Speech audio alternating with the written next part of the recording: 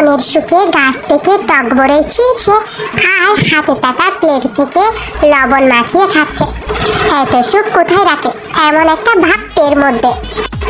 টের বাড়ি থেকে 3 বাড়ির পরে একটা বাড়ির পিছনের গাছ থেকে মনের সুখে বড়ই খাচ্ছে। আশেপাশে বিন্দু মাত্র নজরদার নেই। রাস্তার পাশ দিয়ে হাঁটছে সুগা। সেদিনের সেই মেয়েটাকে অনেক খুঁজেও পায়নি, তাই এই গ্রামে ওই গ্রাম খুঁজে বেড়াচ্ছে। এই গ্রামে 2 দিন খুঁজেও গেছে, তাও মেলেনি সুন্দরীর খোঁজ। আজও খুঁজতে এসেছে। হঠাৎ চোখে পড়ে একটা বাগানের দিকে। বাটিকে শাড়ি পরা একটি মেয়ে বড়ই খাচ্ছে। ভালো করে লক্ষ্য করার পর নজরে আসে সেই কাঙ্ক্ষিত মুক্তি। এই কি, এই তো সেদিনে সেই মেয়েটা। আজও কি চুরি করতে এসেছে নাকি রে বাবা? বাবা গো বাবা, শেষ কিনা চুন্নির প্রেমে পড়লাম। শেষ সুগা, তুই তো একদিন শেষ হয়ে গেলি। একের পর এক বড়ই খেয়েই চলেছে। হঠাৎ মনে হলো পাশে কেউ এসেছে। চোখ পড়তেই দেখলো সেই দিনের সেই ছেলেটা। দেখেই বিষম খেয়ে গেল। কাঁদতে কাঁদতে থাকে ছেলেটার সামনে। সুগা তড়িগড়ি করে তের মাথায় হাত বুলিয়ে দিতে থাকে। স্বাভাবিক হবার পরে ছিটকে সরে যাইতে হাত থেকে মরিচ আর লবণের প্লেটটা পড়ে যায়। এই, আপনাকে না বলেছি মেয়েদের থেকে দূরত্ব বজায় রাখতে হয়? আচ্ছা তাই নাকি? তো আজকেও কি চুরি করা হচ্ছে? এই, আপনাকে বলবো কেন? সাহস তো কম না আমাকে চুন্নি বলেন? চিনেন আমাকে? ভেবে শেখা খেয়ে যায় সুগা। কি বলা উচিত ভেবে পাই না। তাকিয়ে তাকিয়ে তের দিকে। কি চঞ্চল মুখ, ঢাকার ঢাকর চোখ, একদম প্রেমে পড়ে যাওয়ার মতো অবস্থা। সুগার কাণ্ডে অনেক বিরক্ত হয়। একে তো ওর বড়ই খাওয়া পণ্ড করেছে, এরপর আবার ড্যাপ ড্যাপ করে তাকিয়ে আছে। দাঁড়া বেড়া, আজ তোরে কেস খাওয়াবো।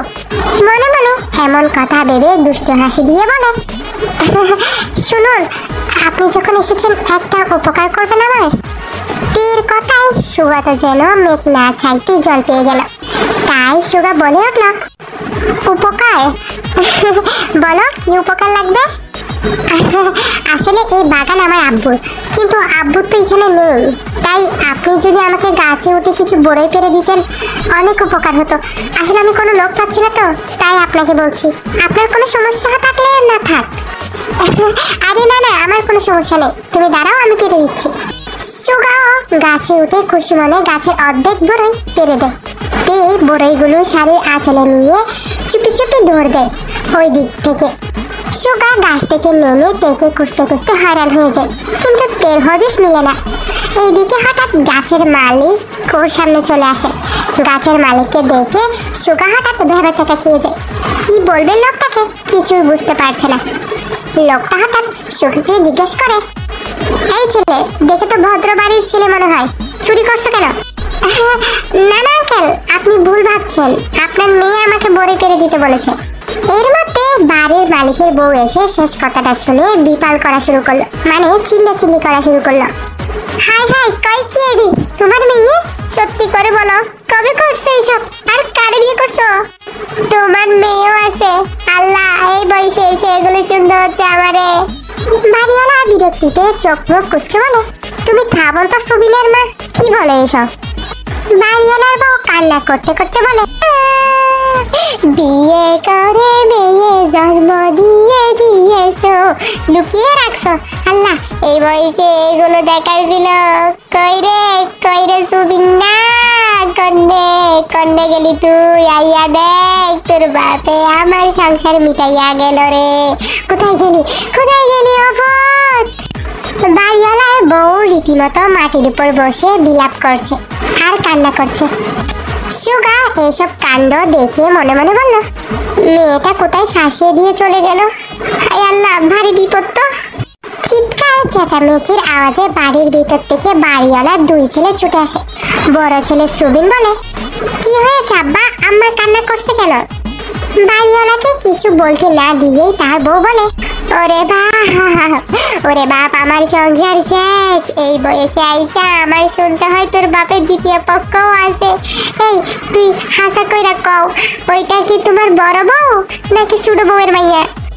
বাড়িওয়ালা বিরক্ত হয়ে জোরে ধমক মেরে বলে, আরে থামো তো, আগে আমার শুনতে দাও। এই আপনি কি বললেন? আমার কোনো মাইয়া নাই, আর আমারে আল্লাহ দুইটা লাল দিছে, মানে দুইটা পোলা দিছে। আমার কোনো মায়া টায়া নাই। আসলে আঙ্কেল, আমি এইদিকে যাচ্ছিলাম, একটা মেয়ে আমাকে ডেকে বললো বাগানটা নাকি মানে ওদের, তাই ওকে কিছু বলে পেরে দিতে। বাড়িওয়ালা রেগে গিয়ে তেড়ে আসে সুগার দিকে। ওই মিয়া, তোমার বুদ্ধি কি হাঁটুতে থাকেনি? একটা মাইয়া কইলো আর তুমি আমার বাগানের বড়ে তারা দিয়ে দিলা। আজকে মিয়া তোমার খবরে আছে। সুগা বুঝতে পারে এখানে থাকলে বিরাট ঝামেলা হয়ে যাবে। মেয়েটা ফাঁসিয়ে দিয়ে গেছে, একবার হাতের কাছে পাই বুঝাবো মেয়ে আমি কি জিনিস। এখন এত শত ভাবার উপায় নাই। মনে মনে এইসব কথা ভেবে দুই পা পিছিয়ে ভো দৌড় দেয় সুগা। পিছনে দৌড়াচ্ছে বাড়িওয়ালা দুই ছেলে। বোঝা যাচ্ছে দৌড়তে পারলে আজকের মায়ের একটাও মাটিতে পড়বে না। কিছু দূর দৌড়ানোর পর বাড়িওয়ালা ছেলেগুলো ওর পিছু ছাড়ে না, তাই উপায় না পেয়ে দৌড়ে পুকুর পাড়ে গিয়ে দাঁড়ায়। বাড়িওয়ালার ছেলেরা জোরে জোরে দৌড়াচ্ছিল যাতে সুগাকে ধরতে পারে। ওরা দৌড়ে আসছিল, তখনই সুগা পুকুর পাড় থেকে সরে যায়। ব্যাস, সুগা সরে যাওয়ার সাথে সাথে বাড়িওয়ালার দুই ছেলে গিয়ে পড়ে পুকুরে। তখন মেয়েরা পুকুরে গোসল করছিল। দুইটা ছেলেকে পুকুরে নামতে দেখে পুকুরের কাদামাটি ছুঁড়ে মারে, অকথ্য ভাষায় গালাগালি করা শুরু করে। উপায় না পেয়ে পুকুর থেকে এক ছুটে উঠে উল্টো দৌড়াতে থাকে বাড়িওয়ালার দুই ছেলে। এতক্ষণ ওই বাড়ির সামনে দাঁড়িয়েছিল কি হয় দেখার জন্য। এখন রীতিমতো হাসতে হাসতে মাটিতে গড়াগড়ি খাচ্ছে সুগার এই অবস্থা দেখে। মনে মনে বলে, আমার সাথে তুমি মিষ্টি কথা বলতে আসছিলে, আর আমার কি কও শুনবি? আমি হলাম বরিশাল্লা মনু, চেনো না মোরে? জামাইরে ছাড়ি না, তোমারই কি ছাড়মো। জাঙ্কুক ক্ষেতের মধ্যে বসে কলমি শাক ছিঁড়ছে। দূর থেকে দেখলো তার জামাইকে। ঘটনাটা কি আর জামাই বেড়া এখানে কি করছে তা দেখার জন্য জাঙ্কুকের পিছনে গিয়ে জোরে একটা চিৎকার মারে। ভয় পেয়ে পাশে ক্ষেতের কাদার ভিতর পড়ে যায় জাঙ্কুক। এরপর আর কি, হাসতে হাসতে রীতিমতো গড়াগড়ি খাচ্ছে মাটিতে। জাঙ্কুকের বিরক্ত যেন আকাশ ছুঁইছে, কিন্তু হঠাৎ থেকে খিলখিল করে হাসতে দেখে কিছু বলতে পারলো না। কাদামাটি গায়ে উঠে পড়লো, এসে জড়িয়ে ধরল তেকে। হঠাৎ জড়িয়ে ধরায় ভেবেছে খেয়ে গেল তে। জাঙ্কুকের পিঠে খিল দিতে লাগলো উড়াদুরা। জাঙ্কুক খিলখিল করে হেসে বলে, কি গো বউ, কেমন লাগে আমারে কাদায় গোসল করানো? এখন দেখো তোমার কেমন লাগে।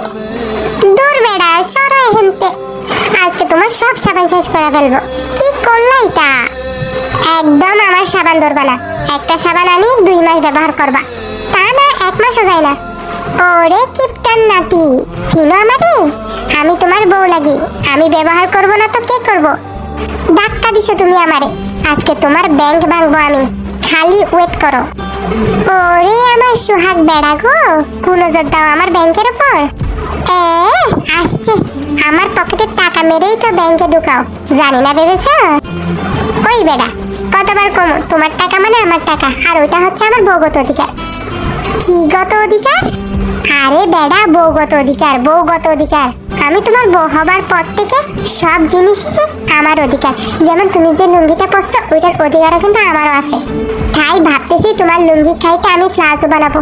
এমনিতেও বেড়া মানুষ খালি কয় মেয়েরা শুধু লুঙ্গি পরা বাদ দিয়েছে, ছেলেদের সব কিছু নাকি মেয়েরা পরে। আমার জীবন তেজপাতা করতে তোমার মতো একটা বই যথেষ্ট। বেটা শুক্রিয়া করো, তেজপাতা বানাইছি, বাঁশপাতা করি নাই। বর্তমানে জিনিসপত্রের যে দাম, তোমার তেজপাতা বানাইয়া তরকারির মধ্যে ফেলবো আর তুলবো, টাকা বাইসা যাইব। আচ্ছা এইসব কথা বাদ দাও, তার আগে এটা কও তুমি এই শাক শিখতেছো কেন? আরে চিংড়ি মাছ ধরেছি খাল থেকে, এবার এই শাক দিয়ে একদম সুন্দর করে চিংড়ি মাছ রান্না করবা।